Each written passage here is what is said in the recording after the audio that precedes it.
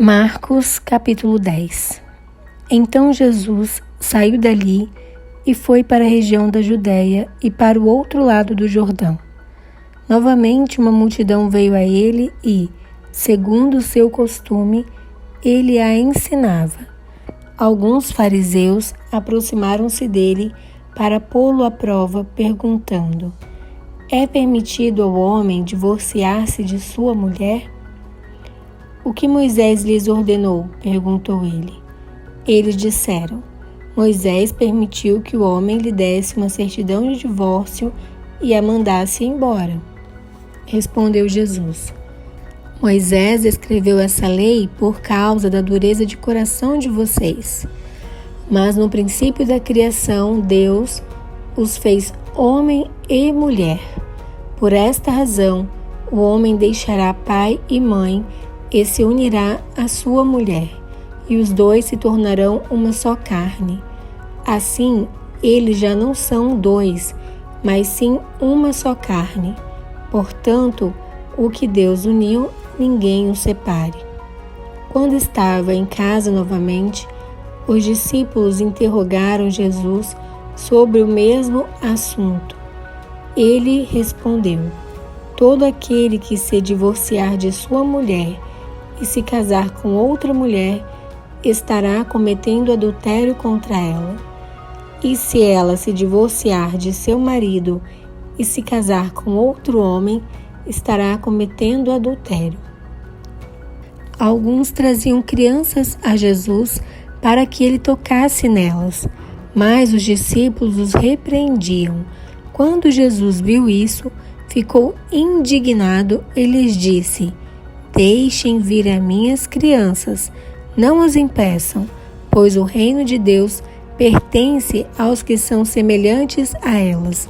Digo-lhes a verdade: quem não receber o reino de Deus como uma criança, nunca entrará nele. Em seguida, tomou as crianças nos braços, impôs-lhes as mãos e as abençoou. Quando Jesus ia saindo, um homem correu em sua direção e se pôs de joelhos diante dele e lhe perguntou: bom mestre, que farei para herdar a vida eterna? Respondeu-lhe Jesus: por que você me chama bom? Ninguém é bom, a não ser um, que é Deus.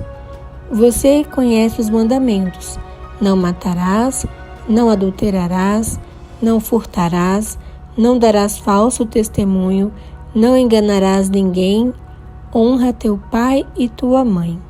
E ele declarou: mestre, a tudo isso tenho obedecido desde a minha adolescência. Jesus olhou para ele e o amou. Falta-lhe uma coisa, disse ele. Vá, venda tudo o que você possui e dê o dinheiro aos pobres, e você terá um tesouro no céu. Depois, venha e siga-me. Diante disso, ele ficou abatido e afastou-se triste, porque tinha muitas riquezas. Jesus olhou ao redor e disse aos seus discípulos: como é difícil aos ricos entrar no reino de Deus. Os discípulos ficaram admirados com essas palavras, mas Jesus repetiu: filhos, como é difícil entrar no reino de Deus. É mais fácil passar um camelo pelo fundo de uma agulha do que um rico entrar no reino de Deus. Os discípulos ficaram perplexos e perguntavam uns aos outros: neste caso, quem pode ser salvo? Jesus olhou para eles e respondeu: para o homem é impossível, mas para Deus não. Todas as coisas são possíveis para Deus. Então Pedro começou a dizer-lhe: nós deixamos tudo para seguir-te.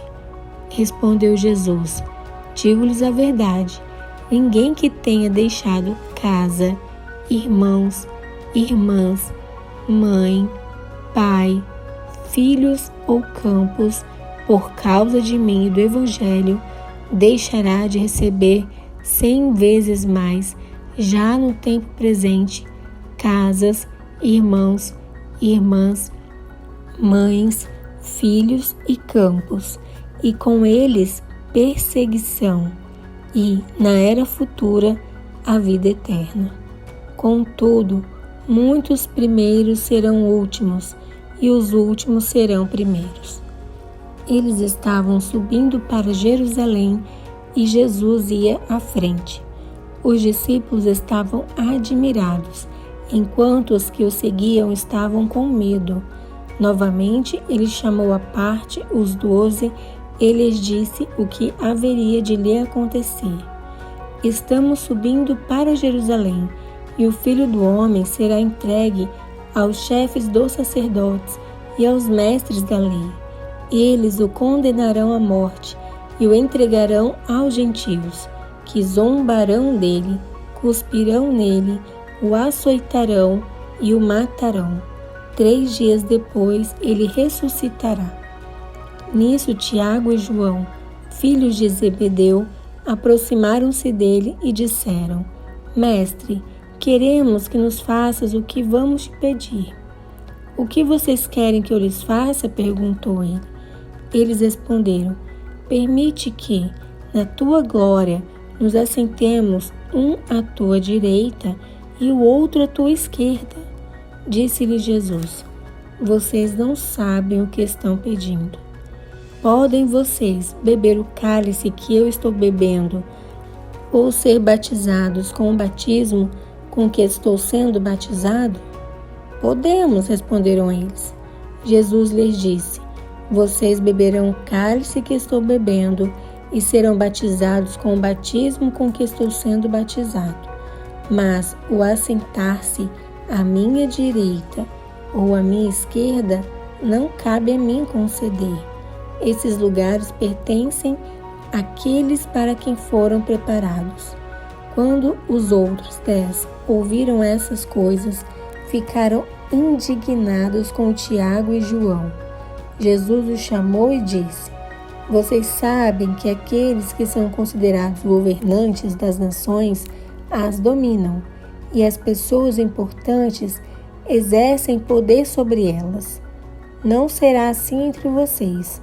Ao contrário, quem quiser tornar-se importante entre vocês deverá ser servo, e quem quiser ser o primeiro deverá ser escravo de todos, pois nem mesmo o Filho do Homem veio para ser servido, mas para servir e dar a sua vida em resgate por muitos.